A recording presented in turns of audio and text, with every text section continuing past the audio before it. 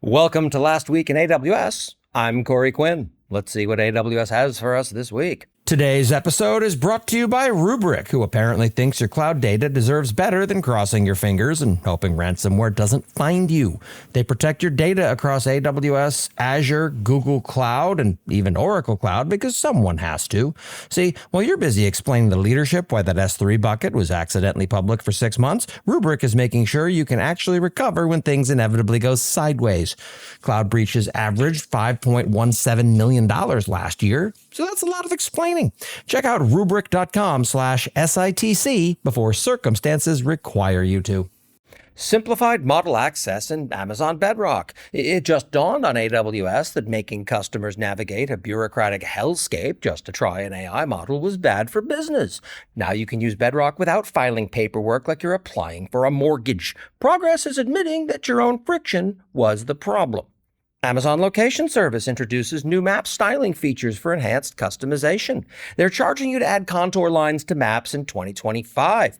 Google Maps has been doing this for free since before some of your DevOps team was born, but sure, let's call it enhanced customization instead of catching up to baseline expectations while monetizing topography.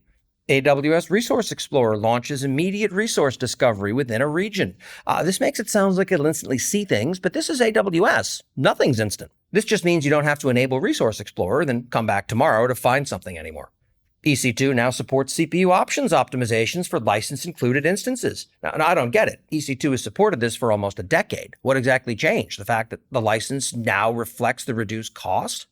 SAM CLI adds Finch support, expanding local development tool options for serverless applications. I tried to get this working years ago and gave up in disgust. Maybe it's time to review it again. Introducing EBS volume clones. Create instant copies of your EBS volumes.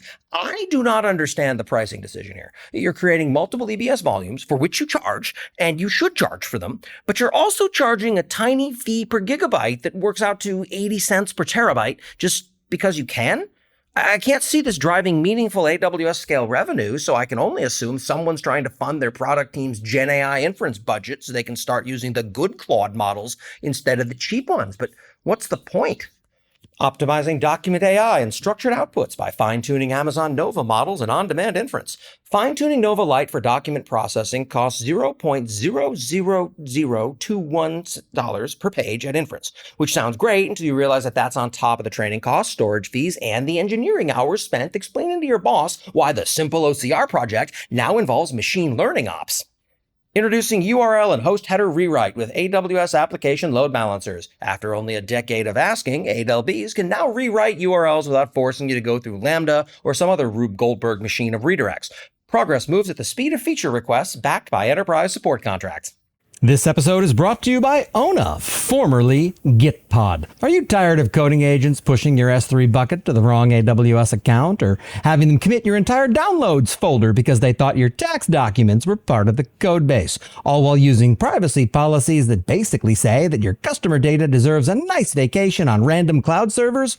Introducing Ona, where your coding agents run in isolated sandboxes securely within your own VPC.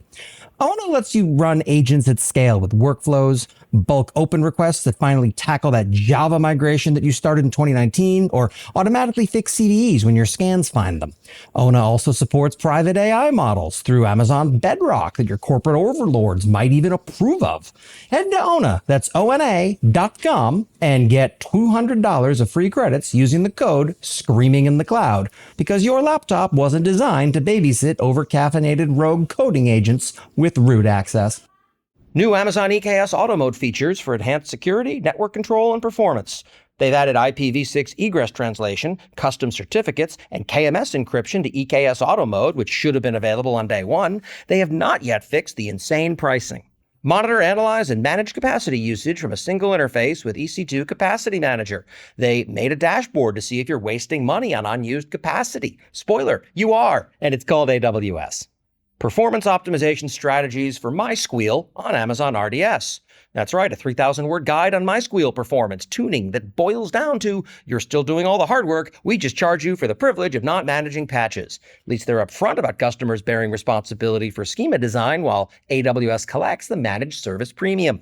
reInvent 2025. Reimagining customer experience with Amazon Connect. They're hosting a reception at Giardia, and after seeing Customer Connect bills, I can understand how they're affording it. A FinOps guide to comparing containers and serverless functions for compute. Imagine that. The serverless is always cheaper narrative was marketing fiction. Turns out lambdas per millisecond billing adds up fast when you're not running a Hello World demo and start to scale to something that looks like a steady state. Spoiler alert, the answer to which is cheaper remains the consultant's favorite response. It depends, because it does. And finally, announcing vector search for Elasticache.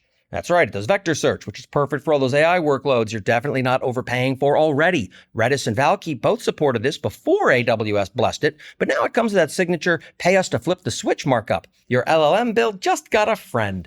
And that's what happened last week in AWS.